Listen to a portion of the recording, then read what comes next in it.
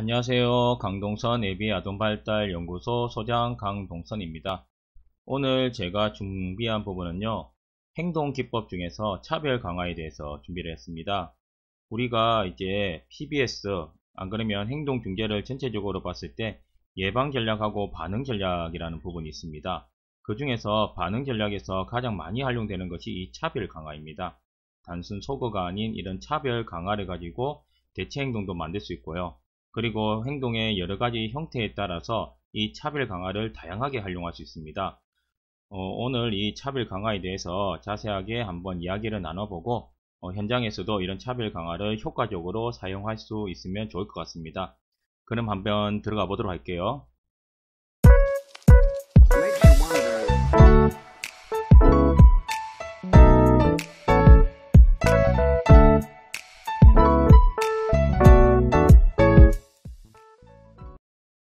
자, 우선 차별 강화의 핵심 초점이 무엇이냐라는 부분이 있습니다. 자, 여기에 보시면요. 첫 번째, 바람직한 행동을 증가시키기 위해서 대체 행동 차별 강화를 어떻게 사용하는가입니다. 차별 강화가 한 가지만 있는 것이 아니라 여러 가지 형태가 있거든요. 그 중에서 DRA라고 하는 대체 행동 차별 강화가 있습니다. 이 대체 행동 차별 강화는 어떻게 사용하는지 우리가 초점을 한번 맞춰봐야 되고요. 차별 강화의 형태에 따라서 사용하는 방법이 많이 다르거든요. 그래서 이제 이 부분에 대해서 알아볼 거고요. 그리고 바람직하지 않은 행동을 감소시키는 겁니다. 차별 강화가 기본적으로 바람직하지 않은 행동은 감소시키고요. 바람직한 행동은 증가시키는 원리를 가지고 있거든요. 그래서 여기 보면 바람직하지 않은 행동을 감소시키는 타행동 차별 강화, 때로는 다른 행동 차별 강화라고도 합니다. 그리고 저반응률 차별 강화를 어떻게 사용하는지 한번 알아볼 거고요. DRA, DRO, DRL은 언제 사용해야 되는가? 상황, 그리고 행동에 따라서, 행동의 정도에 따라서 다 다르게 사용할 수 있다는 겁니다. 이거에 대해서도 한번 알아보도록 할게요. 강화와 소거의 원리는 차별 강화 절차에 어떻게 포함되어야 하는가 라는 부분이 있고요. 차별 강화가 이 두 개의 요소가 같이 있다고 보시면 돼요. DRA와 대체 행동 차별 강화와 다른 행동 차별 강화에서 부적 강화를 어떻게 사용해야 하는가 라는 부분이 있습니다. 자, 때로는 이 부적 강화를 바탕으로 해가지고 할 수도 있거든요. 이게 소거가 있다라고 하면은 소거와 강화인데 정적 강화의 형태가 보통은 많이 사용됩니다. 하지만 부적 강화의 형태를 포함해서 이런 차별 강화를 활용하는 방법도 있습니다. 처음으로 이 대체 행동 차별 강화 DRA라고 합니다. 대체 행동이에요. 대체 행동에 대해서는 제가 이야기를 드렸습니다. 자, 지금 하고 있는 도전적 행동이 아닌 바람직한 행동, 이거를 대체할 수 있을 만한, 우리가 볼 때는 지금 이 행동보다는 더 나은 행동을 대체 행동이라고 생각하시면 될 것 같아요. 대체 행동 차별 강화는 바람직한 행동을 증가시키는 게 목적입니다. 그리고 바람직하지 않은 행동의 빈도를 감소시키기 위한 행동 절차라는 거 한번 생각해 주시고요. 여기에 빈도라는 것도 생각해 주시면 좋을 것 같아요. 그래서 대체 행동 차별 강화 같은 경우에는 주로 이제 빈도와 관련된 행동에서 많이 사용된다. 100% 빈도만 사용하는 건 아닌데요. 대부분 많이 사용된다라고 보시면 되고요. 바람직한 행동이 발생할 때마다 강화합니다. 자, 미래에 바람직한 행동이 발생할 가능성을 증가시키겠죠. 강화가 어떠한 행동을 증가시키거나 유지시키는 거라고 제가 이야기 드렸습니다. 자, 동시에 바람직한 행동을 방해할 수 있는 바람직하지 않는 행동은 강화하지 않는 겁니다. 결국 소거하는 거죠. 강화를 받아왔던 것을 강화를 해주지 않으면 그 행동이 줄어들 거라고 하는 것이 소거의 개념이거든요. 그러니까 여기에 보면은 뒤에 나올 강화와 소거가 이렇게 포함되어 있다는 게 잘 알 수 있을 거예요. 자, 미래에 바람직하지 않은 행동 발생을 감소시키겠죠. 자, 따라서 자, 여기에 보면은 바람직한 행동에 대한 강화와 바람직하지 않은 행동에 대한 소거를 결합한 것이라고 우리는 볼 수 있다는 겁니다. 자, 예를 통해서 한번 볼까요? 여기에 보면은 간호사가 있습니다. 자, 선행사건 행동 결과에 대해서는 이야기를 한번 드렸는데요. A, B, C 우리가 관찰이 될 수 있고 중재가 될 수 있는 행동의 원리인 A, B, C 유관이라는 것이 있습니다. 선행사건, 행동, 결과라는 부분이 있죠. 간호사가 있어요. 동선이가 불평을 합니다. 그럼 간호사가 관심을 보여주죠. 동선이의 행동의 기능이 만약에 관심이라는 것이 맞다면은 아마 미래에 동선이는 간호사가 있을 때마다 불평을 더 많이 할 가능성이 크다라는 겁니다. 왜? 내가 좋아하는 관심을 불평을 통해서 받았거든요. 그러면 불평하는 행동이 강화가 되었다라는 겁니다. 자, 여기 보시면은 밑에 자, 간호사가 우리가 그러면 DRA를 활용할 때는 어떻게 해야 되느냐? 간호사가 동선이는 긍정적인 말, 이게 대체 행동이죠. 긍정적인 말을 한다는 겁니다. 불평이 아니라. 그러면 간호사가 관심을 보여줘요. 하지만 동선이는 관심이라는 기능, 내 이유, 행동을 한 이유를 받았습니다. 그러면 긍정적인 말을 더 많이 하게 되겠죠. 그런데 불평을 지금까지 해왔어요. 그런데 간호사가 평소에는 야단이든 어떻게든 관심적인 행동을 보여주다가 관심을 보여주지 않게 됩니다. 그러면 내가 좋아하는 그 기능을 받지 못하게 됐죠. 관심을 못 받았다는 겁니다. 그러면 이거는 이 행동은 소거가 될 거라고 보는 것이 자, 이 DRA의 예라고 보시면 될 것 같습니다. 자, DRA는 그러면 언제 사용해야 되느냐? 바람직한 행동의 비율을 증가시키기 원하는가 라는 부분입니다. 빈도하고 비율, 예, 비슷한 개념입니다. 근데 빈도는 단순히 발생한 횟수를 말한다고 하면요. 비율이라는 것은 어떠한 시간 안에 얼마나 많이 발생했느냐 이걸 더 이야기한다고 보시면 될 것 같아요. 자, 행동이 이전부터 자주 발생하고 있었는가 라는 부분이 있고요. 일어난 후에 제공할 수 있는 강화인이 있는가라는 겁니다. 우리가 바람직하지 않은 행동을 소거하는 것은 강화인을 제거할 수 있겠죠. 그런데 강화인이 있어야 바람직한 행동, 대체 행동을 증가시킬 수 있기 때문에 이 강화인을 잘 파악하는 것이 중요한 요소라고 할 수 있어요. 자, 그러면 DRA의 사용 방법은 무엇이냐라고 했을 때 우선은 바람직한 행동을 정의해야 돼요. 항상 모든 행동에는 대체 행동이 필요하듯이 바람직한 행동, 지금 행동 말고 이것보다는 조금 더 바람직한 대체 행동을 정의하는 거죠. 그러면 바람직하지 않은 행동을 또 정의해야 됩니다. 우리가 감소시키고자 하는 행동 있잖아요. 그리고 강화인을 파악해야 돼요. 좋아하는 걸 파악하고 나서 바람직한 행동에 대해서는 일관성 있게 강화를 합니다. 대체 행동에 대해서는 강화를 하고요. 바람직하지 않는 행동에 대해서는 강화를 하면 안 됩니다. 결국 소거를 시켜야 된다는 거죠. 그리고 표적 행동을 유지하기 위해서 여기 중요한 거는 제가 강화에 대해서 이야기할 때 한번 이야기 들은 적도 있고요. 이후에 간헐 강화에 대해서 제가 설명을 할 때 좀 알려드릴게요.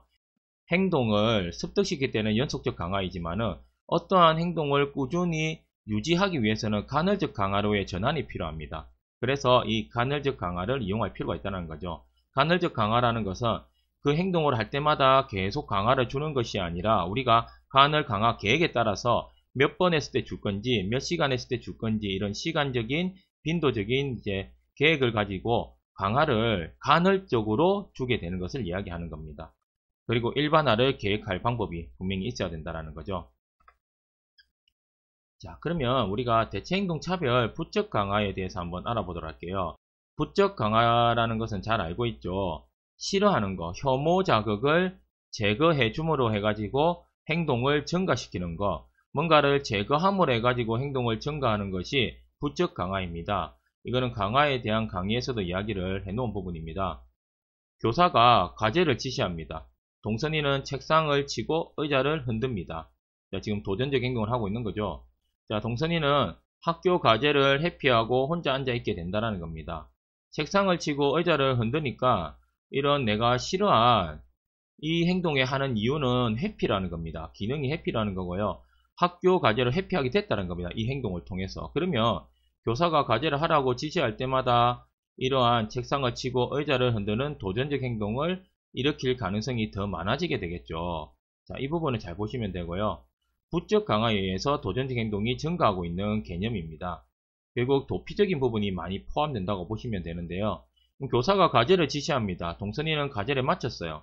그러면 좋아하는 학교 과제를 수행하고 혼자 앉아있는 이런 시간을 가지게 된다는 겁니다. 자, 교사가 과제를 지시하고 동선이는 책상을 치고 의자를 흔들면은 동선이는 혼자 앉아 있을 수 없게 된다는 겁니다. 여기에서 보시면은 앞에 제일 첫 부분 있잖아요.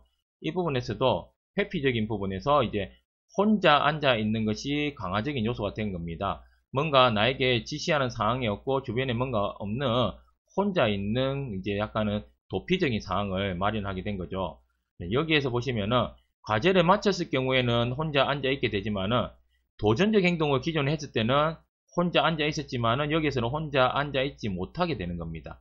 그러면 내가 부적 강화에 의해서 행동이 증가하는 것은 자, 위에 있는 이 행동이라는 겁니다. 그래서 과제를 마쳤을 때는 이 행동이 이제 부적 강화를 받게 된 거죠. 그런데 과제를 이제 하지 않고 기존의 도전적 행동이 되면은 이런 부적 강화에 의한 강화를 받지 못한다는 겁니다. 상반행동 차별 강화라는 게 있어요. 큰 개념에서는 대체행동 차별 강화인 DRA와 똑같은 개념으로 보시면 돼요. 그런데 여기에서 이제 상반행동 차별 강화가 무엇이냐? DRA 절차인 대체행동 차별 강화와 절차는 똑같습니다. 그런데 상반행동, 대체행동이 아니라 대체행동 중에서 상반행동을 강화를 한다는 거죠. 이 상반행동이란 동시에 양립할 수 없는 행동을 일컫는다라는 겁니다. 자, 우리가 손으로 책상을 치고 있을 때 도움을 요청하는 걸 대체행동으로 만들기 위해서는 자, 선생님 저 좀 봐주세요. 저도요. 이렇게 언어로서 대체행동 만들어주는 게 있습니다. 이거는 대체행동 차별 강화가 됩니다. 하지만 책상을 두드리면서 선생님 저 좀 봐주세요 하면서 도전적 행동하고 동시에 양립할 수 있겠죠. 동시에 할 수 있다는 겁니다. 근데 여기서 상반 행동을 한다면 손을 들고 어떠한 표현을 해야 되는 겁니다. 책상을 치는데 자, 왼손 오른손 다 치고 있다고 하면은 왼손 오른손에 대한 상반 행동을 해야 되고 오른손으로 주로 두드리는 행동을 한다고 하면은 오른손을 들므로 해가지고 도움을 요청한다든지 자기의 기능을 확보할 수 있는 행동을 하게 된다는 겁니다. 그러면 손을 올리고 있으면서 책상을 칠 수는 없다는 겁니다. 이러한 행동은 여러 가지가 있는데요. 이렇게 동시에 할 수 없는 그러니까 똑같은 운동의 흐름을 가지고 있는 동작을 우리가 대체 행동으로 만들어주면 이걸 할 수 있다는 겁니다. 만약에 언어를 통해서 도전적 행동을 하고 있다고 하면은 언어를 통해서 다르게 상반 행동을 또 만들 수 있겠죠. 자, 예를 한번 볼게요. 도전적 행동이 자기 손으로 머리를 때리는 것이라면 손을 사용하는 대체 행동은 상반 행동이 될 수 있습니다. 자기 손으로 장난감을 가지고 놀거나 재료를 조작하도록 하는 행동은 자, DRI 절차에서 머리 때리기를 대체하기 위해 강화될 수 있는 상반 행동이라는 겁니다. 자, 손으로 머리를 때리는데 손으로 다른 동작을 줌으로 해가지고 이 행동이 줄어들게 되는 거죠. 동시에 할 수 없는 행동, 동시에 양립할 수 없는 그런 상반 행동을 통해서 차별 강화를 진행한 겁니다. 자, 여기에 보면은 대체행동 차별 강화의 또 다른 면을 보면요. 의사소통 차별 강화가 있고요. 기능적 의사소통 훈련이 있습니다. 자, 우리가 도전적 행동을 하고 있는 사람은 기능적으로 이제 우리가 그 의사소통이 원활하지 않다 보니까 안 그러면 의사소통을 하고 있지만은 적절하게 표현하지 못하다 보니까 하는 부분이 많거든요. 그러면 의사소통으로 이걸 대체해 준다는 겁니다. 주로 행동으로 몸으로 이렇게 하는 부분이 있을 때 다른 언어적인 요소로서 그 기능을 가져올 수 있도록 하는 거고요. 그러면 적절하게 의사소통을 했을 때 강화를 해주고 기존에 우리가 줄였으면 하는 행동적인 도전적 행동이 있죠. 몸으로 하는 도전적 행동이나 그런 부분에 대해서는 소거를 시켜주면은 이게 하나의 또 대체행동 차별 강화입니다. 결론적으로 대체행동 차별 강화의 하위 영역이라고 이렇게 보시면 될 것 같아요. 자, 관심 끌기에 강화되어 도전적 행동을 일으키는 사람은 관심 끌기를 요청하는 법을 배우게 된다는 겁니다. 특정한 상황에서 회피에 의해 강화되어 도전적 행동을 일으키는 사람은 그 상황을 벗어날 수 있게 요청하는 법을 배우는 거예요. 자, 그러니까 관심을 끄기 위해서 어떻게 하는지 몰라서 옆에 있는 친구를 부딪힌다든지 어떠한 도전적 행동을 일으켰다 하면은 언어를 통해서 관심을 끌 수 있는 대체 행동을 만들어 준다는 겁니다. 그리고 적절한 상황에서 나 하기 싫다라는 표현, 자, 상황에 벗어나는 것에 대해서 적절하게 표현하지 못하다 보니까 자, 엎드려서 소리내어 운다든지 안 그러면 여러가지 도전적 행동이 나타날 수 있습니다. 여기에서 그런 소리나 이런 부분들이 아니라 적절하게 의사소통할 수 있는 부분을 가르쳐서 내가 적절하게 회피할 수 있는 요청하는 법을 배우게 되는 겁니다. 그러면 그러한 도전적 행동보다는 이런 의사소통적인 방법이 훨씬 나은 방법이 될 수 있겠죠. 다른 행동 차별 강화 한번 볼게요. DRO라고도 합니다. 앞에는 타 행동 차별 강화라고도 했고요. 자, 이 행동은 어떠한 행동이 나타나지 않는 것을 전제로 합니다. 자, 이 용어에 혼란을 초래할 수 있는데요. 자, 다른 행동을 강화시키는 것은 시사할 수 있는데 도전적 행동이 없는 경우에 강화시킨다는 것으로 이해하면 될 것 같아요. 그러니까 우리는 앞에처럼 바람직한 행동을 했을 때 강화를 하는 것이 아니라요. 기존에 해왔던 도전적 행동이 일정한 시간이나 일정한 간격 동안 나타나지 않으면 그 행동만 가지고도 강화를 해준다는 겁니다. 그러면 대체 행동이 따로 없는 거죠. 도전적 행동을 줄이는 것을 우선 목표로 할 때 쓸 수 있다는 겁니다. 그 행동이 너무 심하거나 안 그러면 꼭 지금은 일정하게 줄여야 되는 부분이 분명히 필요한 경우 있잖아요. 위험한 행동일 때 이 부분을 많이 활용을 합니다. 도전적 행동이 일어나지 않을 때 다른 행동이 발생할 수 있지만 도전적 행동을 대신해서 강화해야 할 다른 행동을 확인해야 된다는 겁니다. 자, DRO는 0% 행동에 대한 차별 강화. 그러니까 일정하게 우리가 정했던 기간 동안에는 그 행동이 전혀 나타나면 안 되기 때문에 0%라고 이야기하는 거예요. 이 간격은 늘려나가야 되겠죠. 그러니까 도전적 행동을 하지 않는 간격을 처음에는 짧게 잡았다가 점점 길게 이어나가는 방법이라고 생각하시면 될 것 같아요. 때로는 대체 행동이 바로 힘들 수도 있고요. 이런 다른 행동 차별 강화 절차 이후에 대체 행동 차별 강화로 가는 것이 더 원활하고 더 효과적일 수 있습니다. 자, DRO는 반응이 없는 것에 대한 강화, 앞에 했던 내용하고 중복되는 부분입니다. 자, DRO의 사용 방법에 대해서 한번 알아볼까요? 도전적 행동에 대한 강화인을 확인해야 됩니다. 어떠한 강화인이 이러한 도전적 행동을 지금 일으키고 유지하고 있는지를 봐야 되고요.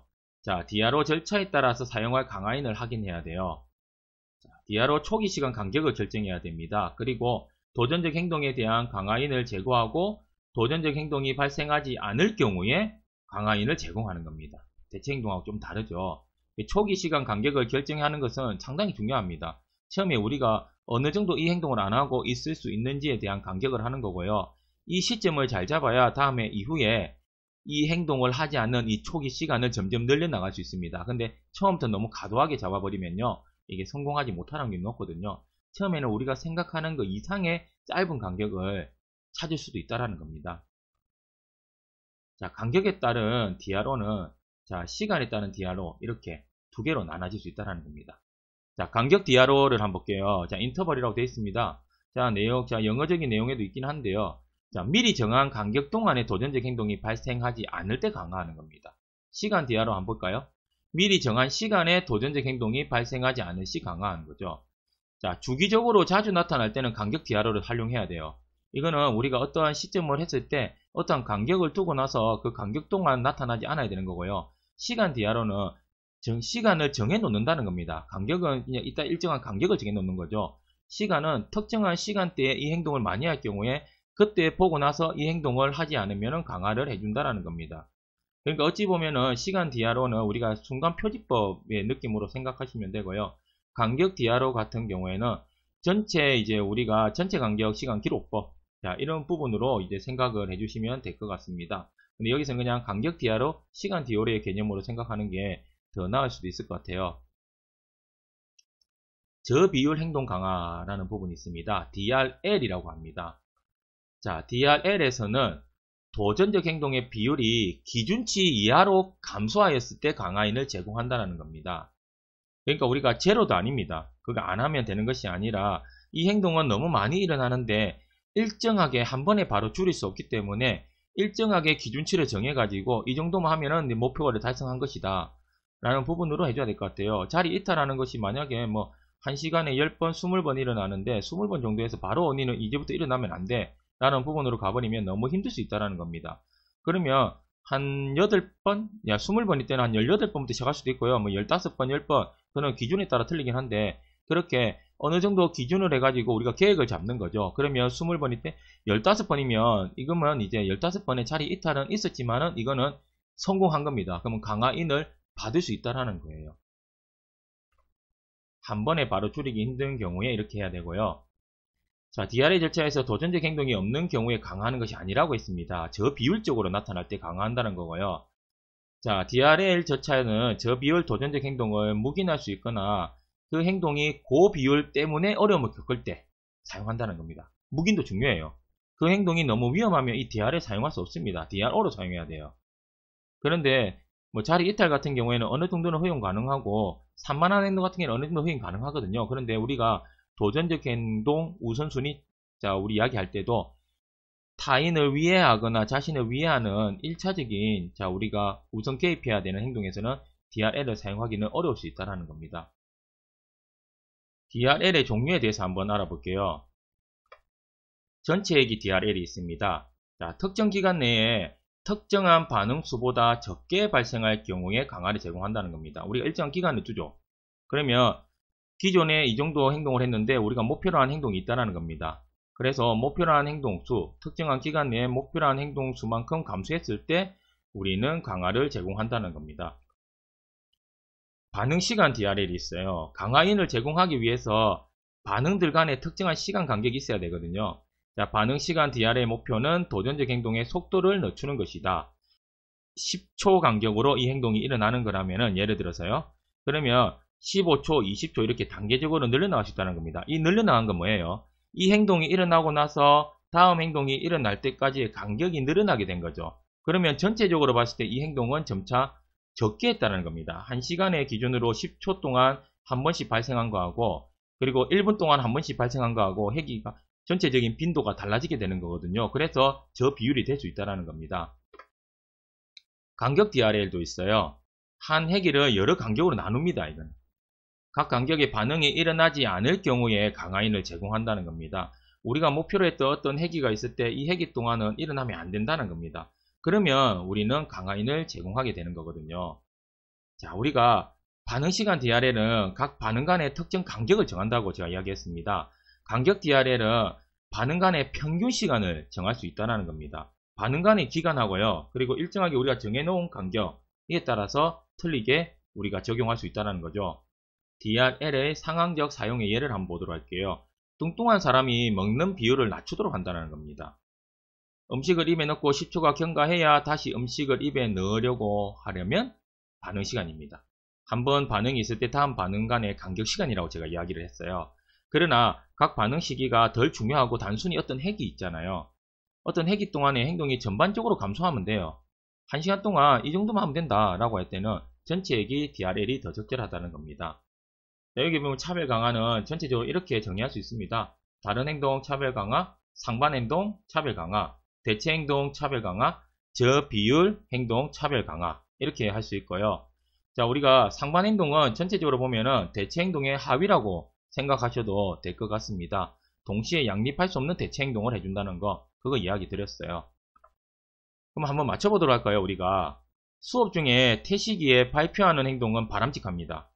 40분 동안 25번 손을 들고 발표한다면 수업에 방해가 돼서 태시기가 40분 동안 20번 이하로 발표하면 강화를 제공하고 점차 15번, 10번, 5번 등으로 빈도를 감소시켜 나간다는 거. 이제 아시겠죠? 이거 DRL이라는 거.